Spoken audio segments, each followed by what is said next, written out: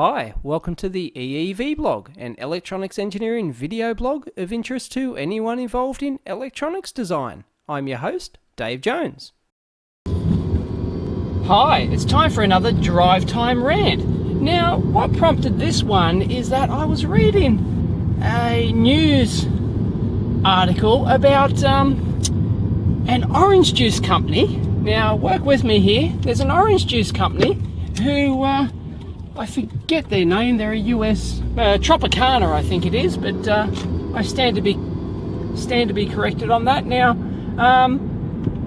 what they did is that they decided to change their product. They were like #1 in the industry for this fresh, 100% orange juice drink. And some MBA dickhead there obviously got the idea that they would change the product packaging. I believe they've had the same product packaging for a long time and everyone recognizes it, etc., etc. And they decided to change the packaging. And it looks entirely different. It had like an orange juice. No, it had like an orange with a straw coming out of it. It looked really good. It was like you were sucking the juice right out of the orange. And they decided to change it to some stupid glass thing, like an abstract it was like half an orange juice glass and you were like drinking out of the glass or something like that. And it's really quite lame and sterile, I thought. Anyway, they obviously had some MBA marketing dickhead who thought that was a good idea to change it. So what happened? They changed it, and sure enough, their market dropped out by, I forget the figure, but like 20% or something, like overnight. And it doesn't sound like a huge amount, 20%, but apparently it actually equates to hundreds of millions of dollars in lost revenue that they just lost overnight. What a bunch of idiots. And apparently it lasted just on a month or something like that before they realized that it was actually the packaging that was actually causing the problem. Well, duh, jeez, doesn't take a genius to figure that out. And anyway, so that got me thinking about product marketing and changing stuff. And well, as I've mentioned this on a few blogs, and really, I hate change. As a general rule, I hate when a product changes, especially a really good product and a successful product. And you see it time and time again. For example, on the blog, I reviewed the PickKit 3, which was an upgrade to the PickKit 2, and a hugely successful product. But they just changed it.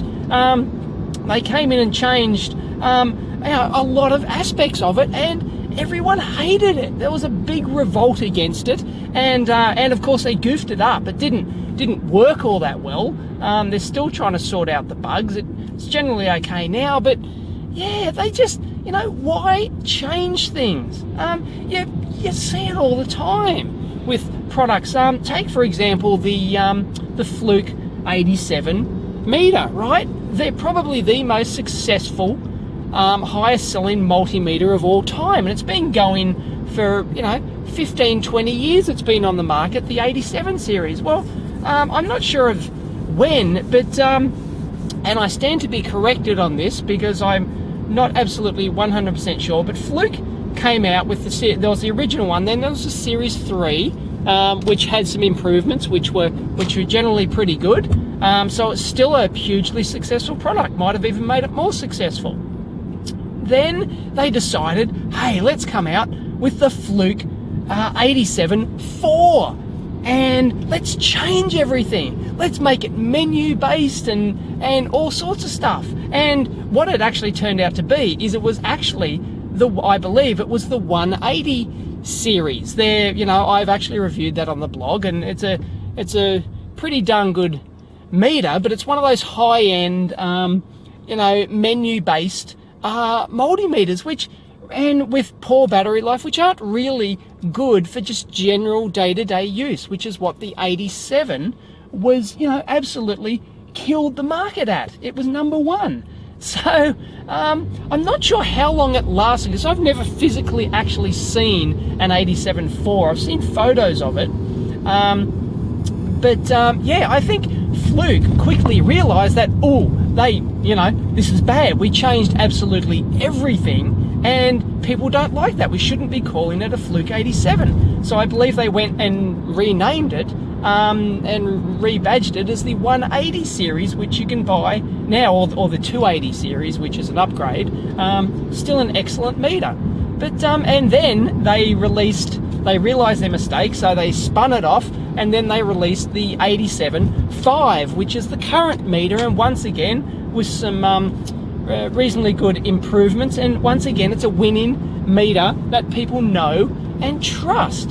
And well, why you would change a winning product, make small improvements, really minor ones that either improve the performance or some annoying quirk in the user interface or the operation or something like that. But as a general rule, when you fundamentally change a winning product, you are doomed to failure, really, or the product is doomed to failure. Now, I can't talk because the company I work for, who shall remain nameless, have a bit of an industry rep for doing stuff like that, for making radical changes to their main product, good and bad. In many cases, for many years there, it was very bad, and the industry just would not buy it. They kept on using the old product, and that's just the way it goes. It took quite a few years for them to come out with a successful product again. And you see it just all over the place. You get these, the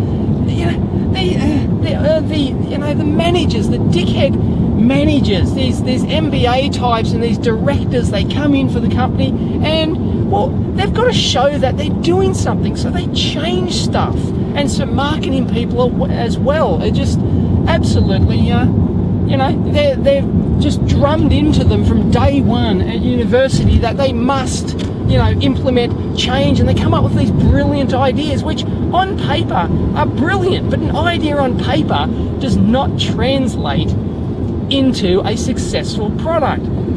Designing a successful product is, and marketing a successful product too, is all about getting just, a whole bunch of small things right.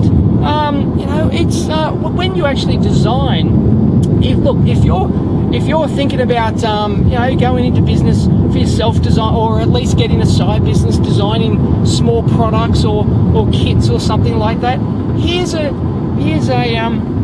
tip for you. Well, put all your effort into a couple of things. One, how the product looks and functions, how it looks, how it feels. Make it look professional. Make it look like it's designed for the job, and design it to a nice price point that is going to be a winner. So there's no point designing some super duper whiz bang product with all the technical features in the world if it's just an absolute dog to use. And that's the whole point of designing a successful product, I think. Now, I'm probably talking out my ass here, because this is another stream of consciousness thing which is just coming out here, but marketing is just making changes. It can absolutely kill your product, and companies just do it time and time again, and often they won't learn from their mistakes. They'll go, oh yeah, we know what we did wrong, we'll do it better next time, and they make the same stupid mistakes over and over. It's just crazy. Some test gear and other electronics products on the market, the way they're marketed is just incredibly stupid. When you look at it from an engineer's point of view, I look at some products and I go, that's just stupid. Why have you done that? Why have you priced it at that? Why have you done, why are you advertising it that way? And it's just crazy. So there you go. There's something to think about. Marketing. It's just don't make changes unless you're absolutely sure you know what you're doing. And if you are absolutely sure, then I can guarantee you don't know what you're doing. Because generally you are wrong. If you're a marketing person and you think you know what you're doing, well, I reckon in the electronics business, you're probably going to be wrong. That's my bet anyway. So there you go. Marketing. I hate it.